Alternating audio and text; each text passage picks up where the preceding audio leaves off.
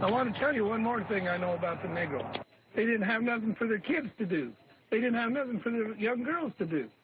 And because they were basically on government subsidy, and so now what do? They abort their young children. They put their young men in jail because they never learned how to pick cotton. And I've often wondered, are they better off as slaves?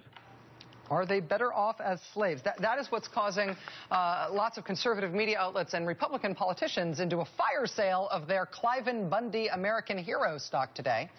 It maybe should have been a tip-off that this was where he was coming from when Mr. Bundy said he only recognizes the authority of the county sheriff and that, in his mind, the federal government does not exist. If Mr. Bundy did recognize the federal government as existing, he would need to know that this is his congressman. Nevada Congressman Stephen Horsford represents the district where Mr. Bundy's ranch is located in Nevada. Congressman Horsford, I know this is a trying time for you. Thanks very much for being with us tonight. Thank you, Rachel. So this obviously has become a national story, a very hyped national story. What are the most pressing concerns for your constituents locally regarding this situation? Well, thank you for asking me that question and having me on. Actually, I spent the day in Mesquite meeting with residents who actually live in Bunkerville, who are neighbors of Cliven Bundy, who live in the Moapa Valley community. And they, like myself, are extremely frustrated by the fact that we have these armed militia in our community.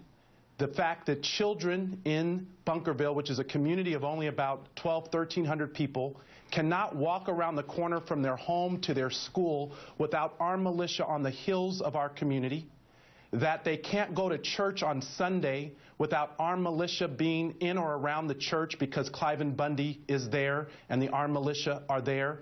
And his comments today do not reflect our community. They don't reflect the majority views of Nevadans or the Western way of life and the way that most of us feel. They're racist.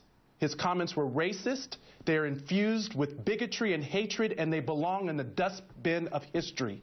He profiled the African-American community, and it's so ironic and hypocritical because he says that people don't understand his way of life, but yet he would profile and make judgments about another community's way of life. He's wrong, he's racist, and we need to have the armed militia leave our communities. Because there has been such widespread attention to these remarks that he made over the weekend and that he reiterated today after the publicity, my sense is that the conservative media and a lot of the Republican politicians who have really front-paged his story, who have made him a national hero, I have a sense that that will wane now, that will die down some because they are embarrassed to be associated with these racist comments.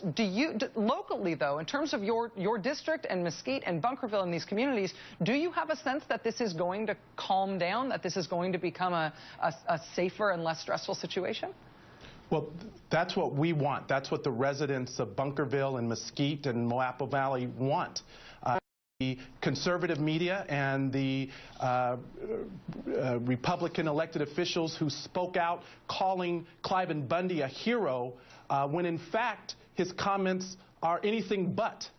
And we want the armed militia to know that we want you to leave. That's what the residents told me today. The neighbors of Cliven Bundy told me that they want their community back, that they want it to be back to normal, and that this doesn't reflect our community. And these people are not here to solve local land use problems. They have come with an agenda, and that agenda doesn't belong in Mesquite, in Bunkerville, in Moapa, or any place in Nevada. When you are talking to your constituents and when you're traveling the different communities in your geographically very, very large district, when you talk to other people who are in the line of work, same line of work as Mr. Bundy, when you talk to other people who are using big tracts of land, people who are, whether they're ranchers or farmers or any other kind of large land use employed in that way, are you hearing sympathy on the issues for him, whether or not there is sympathy for him personally? No, in fact, some of the ranchers that I met with today and that I've met with previously feel like he is breaking the law, that he's getting special treatment, because we have a lot of responsible ranchers who have paid their grazing fees, who have cooperated to move their cattle to other areas and were compensated fairly for doing so. But because Cliven Bundy doesn't want to follow the law, he is trying to hold himself out as some type of victim here, and it's not reflective of other responsible ranchers who have done the right thing, who have paid their fees, and who recognize the rule of law. Congressman Stephen Horsford, dealing with an unusual and I'm sure very stressful situation in your home district with one of your constituents. Thank you for being with us, sir. Thank you, Rachel. Thank Good you. to be on your show. All right. We've got much more ahead. Big show.